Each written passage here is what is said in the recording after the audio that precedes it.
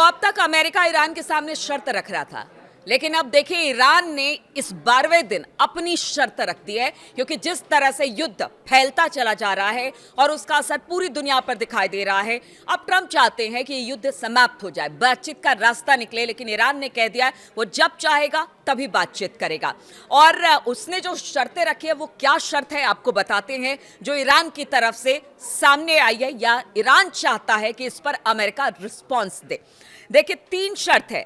पहला तो अरब मुल्कों में जितने भी अमेरिकी बेसेस हैं उनको हटा दिया जाए, यानी यहां से बोरिया बिस्तर समेटकर अमेरिका जो है वो चला जाए, इस तरह से ईरान का कहना है।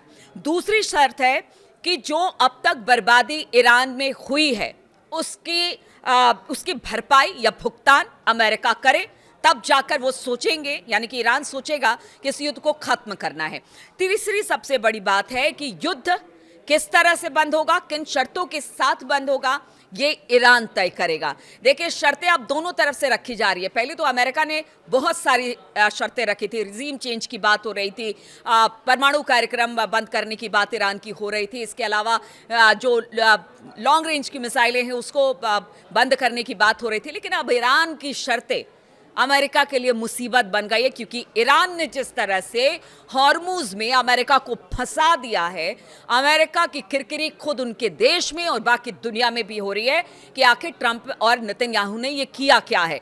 अब देखिए लेटेस्ट हमला आपको बताते हैं। आपसे कुछ देर पहले बताया जा रहा है कि कतर में जबरदस्त तरीके से हमला किया गया है, क्योंकि देखिए कतर जो था वो अमेरिका, इजराइल और इधर अगर अमेरिका और ईरान की बात की जाए उसके बीच में मध्यस्थता कर रहा था। लेकिन जिस तरह से कतर में लगातार हमले हो रहे हैं, कतर ने कह दिया है कि ऐसे में अगर हमला बंद ईरान नहीं करता है तो फिर मध्यस्थता की तो बात छोड़ दीजिए, हम भी अपनी तरफ से ईरान पर हमला कर सकते हैं। यानी कतर ने भी अब अपने आंख दिखाए हैं। देखिए पीछे कुछ दिनों में हमने देखा 7-8 देश खाड़ी देश के हैं जो कि इस वक्त त्राहिमाम कर रहे हैं।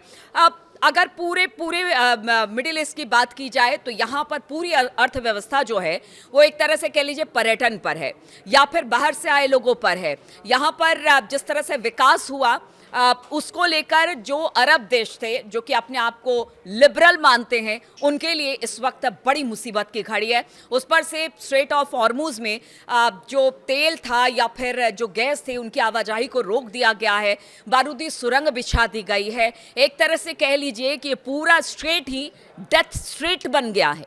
यहाँ पर कभी भी कोई भी बड़ा हमला और उसके बाद किस तरह से नावें उड़ रही हैं, क्योंकि जहाज पीछे हमने देखा कि दावा था अमेरिका का कि उन्होंने 16 ईरानी जहाज़ों को उड़ा दिया। इसी तरह से ईरान का कहना है कि अगर यहाँ से एक भी जहाज़ निकला तो फिर उसे भी ख़त्म कर दिया जाएगा।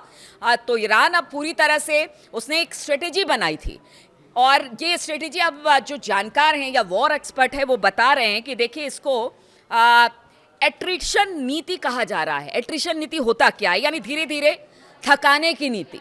सामने वाले को आप इतने धीरे धीरे मारिए कि उनकी कमर खुद ही टूट जाए, यानी धीरे धीरे हमला कर रहा है, धीरे धीरे अपनी स्ट्रेटेजी बना रहा है। पहले उसने जगह जगह एयर बेसिस थे ईरान के, जो इजराइल के थे या फिर अमेरिकी ठिकाने थे, उनको हमला किया।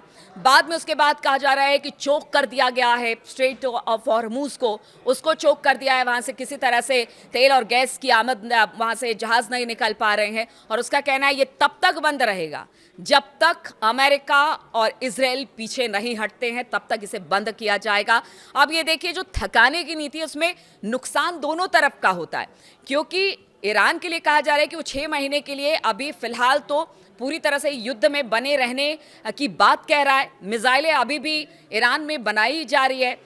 उसकी एक ड्रोन की बात की जाए, बड़ी कम कीमत की ड्रोन है, और यही कहा जा रहा है कि 1500-1600 में वो ड्रोन बनाते हैं और फिर जाकर जो इजराइल है और अमेरिका है उनके बड़े बड़े इक्विपमेंट से गिरते हैं, यानी उनके जो एयर डिफेंस सिस्टम है जिसमें थर्ड है, एयर सीलिंग है, उनको किस तरह से तबाह कर रहे हैं। भारी नुकसान। एक 1600 का ड्रोन, आज समझिए कई $100 का उनका जो पूरा सिस्टम है डिफेंस, उसको बर्बाद कर रहा है, एयर बेसिस को बर्बाद कर रहा है। तो इसमें अगर किसी का ज़्यादा नुकसान हो रहा है तो वो है अमेरिका और इजराइल। इधर ईरान ने तो कह दिया है कि देखिए अब बातचीत तो कुछ होगी नहीं, क्योंकि बार बार हम अपने पीठ को अमेरिका की तरफ कर ये नहीं कहेंगे कि हम आओ और हमें पीठ में हमारे चूरा गोपो।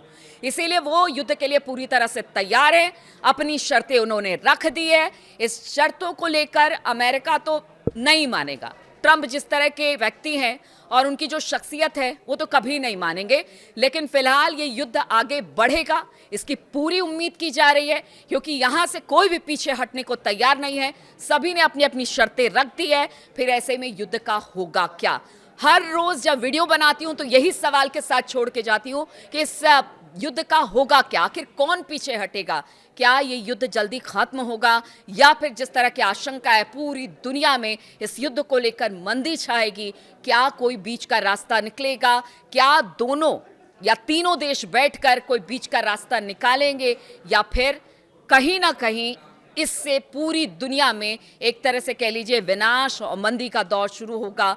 और किस तरह से आगे ये युद्ध बढ़ता है, इसमें कौन कौन कूदता है? क्योंकि देखिए रूस की तरफ से भी तमाम फैसिलिटीज़ उपलब्ध कराई जा रही है ईरान को। उधर अमेरिका और पुतिन की बातचीत होती है, वो ये कहते हैं कि आप मध्यस्थता कीजिए, लेकिन दोनों अपनी अपनी बातों पर अड़े हुए हैं, अमेरिका भी और ईरान भी।